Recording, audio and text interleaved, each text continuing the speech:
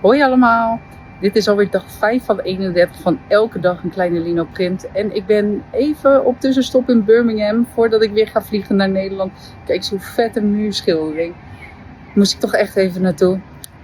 Enjoy! Mm-hmm.